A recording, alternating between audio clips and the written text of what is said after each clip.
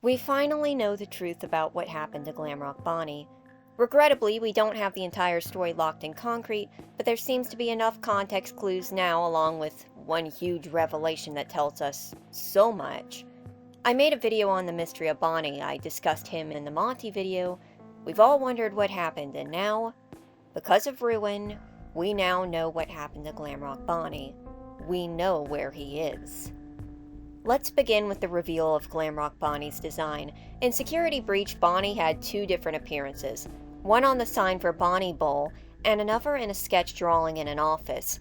Neither of these resemble Glamrock Bonnie fully, though I suppose that does make sense as one is stylized and the other is a child's drawing. There's bound to be differences. Here is the real Bonnie, as depicted in the Gator Golf Dark Ride. Bonnie's real design fits much more in line with the Glamrock style the others have instead of the simplistic bowling design. He's a soft blue, akin to Toy Bonnie, with a dark blue tuft of hair between his ears. He wears a red spandex-looking bodysuit with purple stripes and a star in the center, and a dark blue or indigo headband, earring, and flared capelet-looking thing. Indeed, Bonnie looks ready for, admittedly mazer size, but it does fit in with the colorful glam 80s aesthetic. He looks just like a member of the band would. Weirdly enough, a hidden sign that will come into some significance later shows Bonnie with star-shaped shades that resemble Monty's. This mixed with the star sketch seems to suggest that at some time, Bonnie was the one with the star sunglasses, and they were passed on to Monty when he became the bassist. The reason Bonnie didn't have them in the Dark Ride simply could be to not confuse branding, as by the time the ride came out, the sunglasses might have been used to identify it as a Monty thing. This isn't entirely clear, but the signs are there, literally. Bonnie's design is shown off on his merchandise as well, which can be found only in Ruin. There is a Bonnie plush and a piñata. The piñata carries a neat detail where it reveals that Bonnie had his own kind of candy too.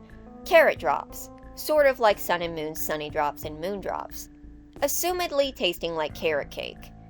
It's not known if any other characters had specifically made candy like them. Also, remember the damage on the piñata. It's notable. As I said and showed a moment ago, Glamrock Bonnie's cartoon design is shown on the cutouts in the Monty Gator ride. While Bonnie was all but erased from the Pizzaplex, his intrinsic role in Monty's story meant that he couldn't be taken out of it. Or perhaps it helped explain away why he was no longer here. Once upon a time there was a young gator named Montgomery who lived in a swamp. He had musical aspirations though, and created his own one-man jug band. Though he didn't play a jug, he played what I believe is supposed to be a homemade bass engraved with his initials. He looked up and admired the Glamrock animatronics and might have even went to their shows. One day Monty met Bonnie, who gave him his bass. Roxy then styled his hair into its cool mohawk, he got his sunglasses, and he headed to the Pizzaplex where he became the Monty Gator we know today. This story portrays Monty as more than just Bonnie's replacement, but the one chosen by Bonnie himself to pick up the mantle of bassist. That he was gifted the position and that he might have idolized Bonnie. Maybe, but I believe, like how Monty has advertised his chill in the merchandise, this wasn't the case when it came to the relationship between the two. So, Bonnie was part of the Pizzaplex until he was replaced by Monty. In Security Breach, we're cued into Freddy and Bonnie's close bond by how many times the bear brings him up, by the context clues of the bowling equipment out front and center in his green room, and a sad scene where upon taking Freddy to Bonnie's closed curtain, he somberly says that he misses him. I do not come up here anymore. I miss him. Displaying that he is actively grieving him. Ruin gives us a deeper look into that bond, and the result is possibly sadder than we imagined. And we find it inside of Bonnie's own green room. Bonnie's hidden green room is stashed behind his curtain and the wall that used to be there, and down a hidden passage. It's not nearly as impressive as the other Glamrock's rooms, but that could be because it's been out of use for years. But it does have a star-shaped vanity like Chica, Monty, and Roxy's.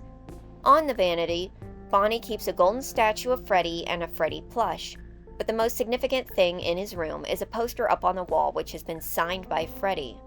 It reads, "You and me forever and ever. Love, Freddy."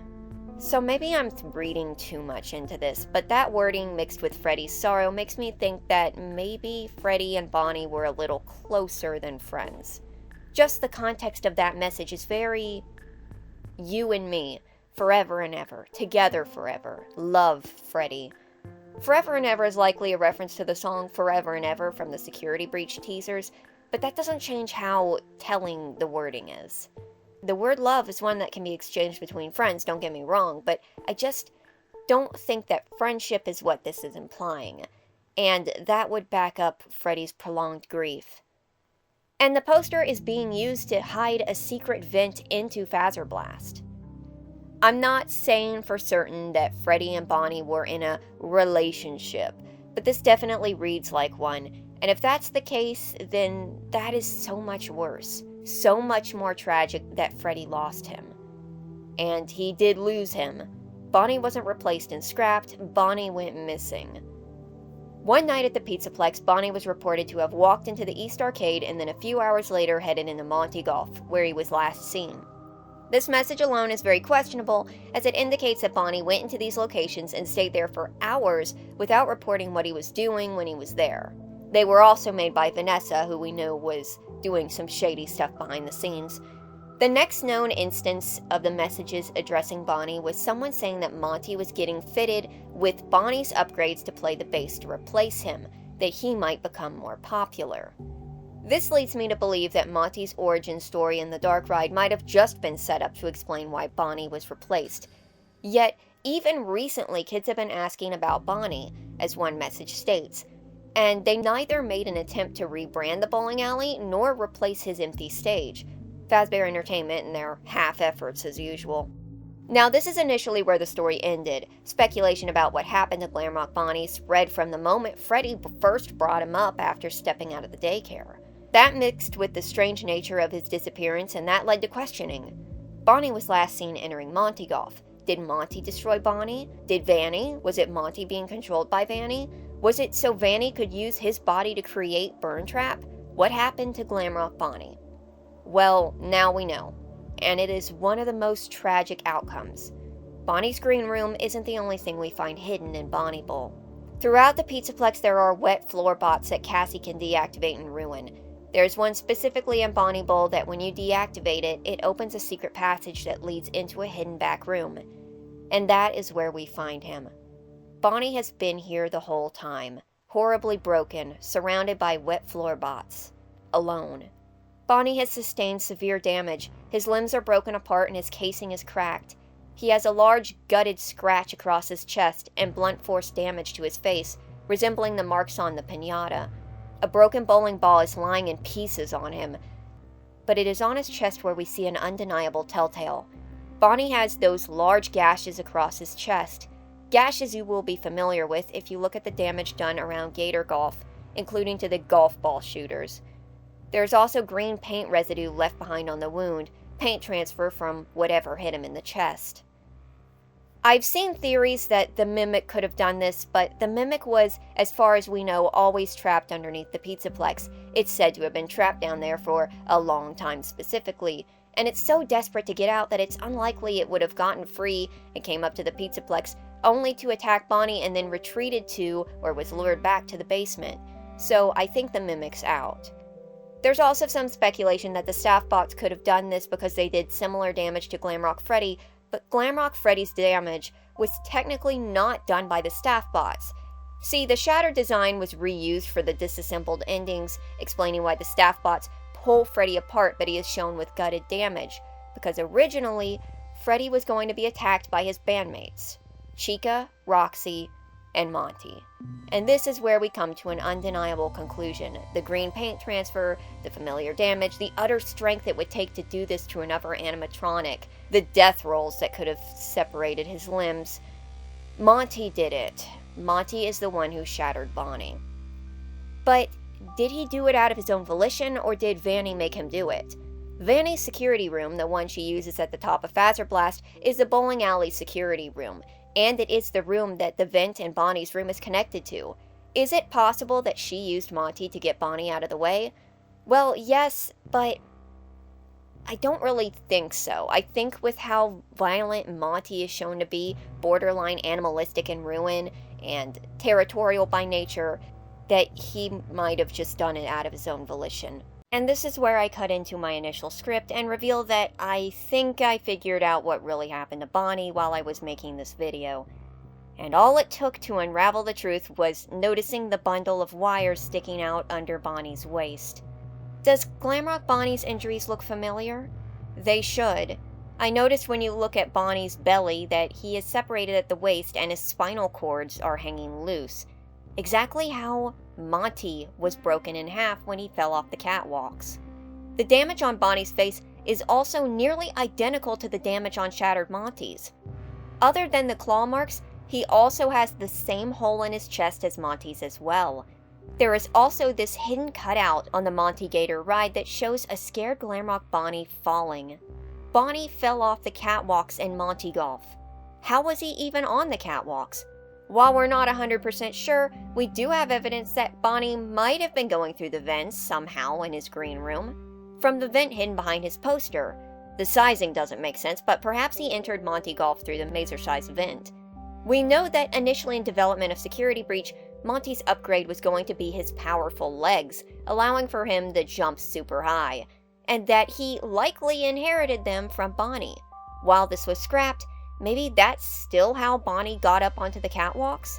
We aren't sure, but I am absolutely sure that Bonnie was struck in the chest by Monty Gator for some reason. Glamrock Bonnie then fell off the catwalks, got the same damage as Monty did, but he didn't get up. So how did he get back into Bonnie Bowl? I noticed that Bonnie's body is laying on a blanket. While it's unlikely that they were fighting on this random blanket, Monty possibly used a blanket to transport Bonnie here. People transporting bodies have been known to use blankets, tarps, drop cloths, whatever they have on them.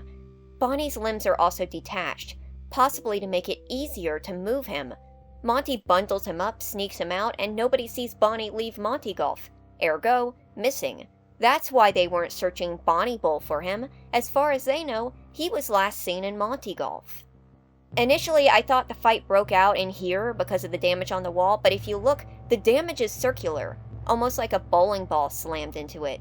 The broken bowling ball laying on Bonnie didn't do the damage to him because it doesn't match. This damage was too exact to be done by that bowling ball, but lines perfectly to the fall. All of this, is a setup. Monty staged the scene so it looked like Bonnie had a slip and fall and ended up damaging himself with a bowling ball. He broke the bowling ball and laid it on him. He was the one to bring in the motionless wet floor signs, and he was the one who laid Bonnie out here. He staged it to look like an accident. That's why, even though Bonnie has such severe, horrific damage, he's still completely lined up in place, as though he fell like that, when in reality, if something was tearing him up, he wouldn't be laid out like that. He'd be all over the place. But nobody would believe this, right? Of course they wouldn't, because Monty isn't smart. You can hide, but you can't hide. He fell off the catwalks once, and he still hangs around up there. His multiple dumb mistakes. Ruin especially shows off how reckless Monty is and how he thinks before he acts, pretty much throwing and damaging himself to get to Cassie numerous times.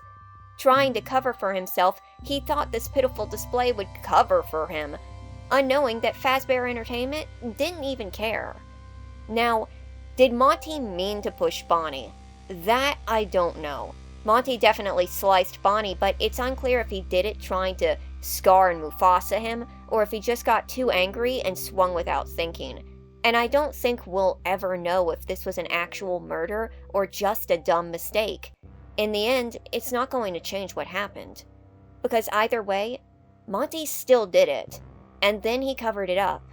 Out of anger or out of fear, Monty hit Bonnie, he fell off the catwalks, he got the same damage as Shattered Monty, and then Monty moved him to Bonnie Bowl and staged a slip and fall. It is a hilariously bad job, but that's Monty for you. My initial conclusion with Monty was that he was acting like a gator, territorial and aggressive, and that still could be the case. In an interview, Monty's voice actor, Cameron Miller, claimed that Monty has this notice me senpai relationship with Freddy. Well, not in those words exactly. He said he admires him. This is never directly shown in game, but if it is the truth, then perhaps that was Monty's motive for getting Bonnie out of the way. Because it is clear that whether romantic or friendly, Freddy and Bonnie's bond was one stronger than even with his other bandmates. Karma eventually catches up with Monty in an unexpected way. While chasing Cassie, she has to reroute the power to get through a door in a flooded passage. This causes power to return to a neon sign, the neon Glamrock Bonnie sign I mentioned earlier. It short-circuits and severely electrocutes Monty, who is still in the water. He sinks underneath, and that is the end. But even if Monty's temper finally caught up with him, if Bonnie caught up with him, that doesn't bring him back. It's really tragic. But that's not the most tragic thing here. Gone but not forgotten, Bonnie is forgotten but not gone. When we find Bonnie, his eyes glow in the same yellow as the wet floor bots, the ones who are always watching. We only find him because deactivating a bot lets us come in and find him. And deactivating every single wet floor bot in Ruin causes Bonnie's eyes to go dim, him too deactivating with them. Bonnie is still alive. He is broken beyond repair, but he is still there, hidden behind the bowling alley, watching everything through those little robots, but unable to speak, unable to do anything or interact, just watch. Watching Freddy grieving him, watching Monty performing in his place, watching Gregory and then Cassie and Vanny and everything else and being unable to do anything, being unable to even call out to someone to find him, unable to be found, sealed away. As the only reason Cassie finds him is because the ruined state of the Pizzaplex leaves the wall worn open for her. This entire time Bonnie has been back here, and it is through Cassie that he is finally released, which is even more tragic because if Gregory could have found him, or Freddy, or maybe someone else, maybe they could have fixed his body, or even just fixed his head. Maybe Bonnie could have still pulled through and still would have been able to find happiness, even if not at the Pizzaplex. But due to these circumstances, he never got that chance. He sat and he waited and waited and waited, and finally someone found him in time to help him let go. It didn't have to be like this, but it was. A fate that Bonnie did not deserve, but sadly received. Of all the somber moments in FNAF, I still feel like that moment with Freddy, that one line, "I miss him," is one of the most impactful in the entire series. It lasts for only a split second, but it means so much. You can feel it. You don't need it explained to understand the weight of it. And now, this follow-up has only amplified those feelings. This scene, the after effects, and the full picture of what Bonnie is still going through. Ruin had a few somber moments, but this silent one, where you find Bonnie and you realize what has happened to him, it is impressive. I might get on at FNAF about its storytelling, but this was done excellently. And save Freddy's line, it was all done through context clues. Of all the ways Glamrock Bonnie's story could have ended, this is the most heart-wrenching. But it's fantastic. And tragic. Rest in peace, Bonnie. We know that Freddy still thinks about you.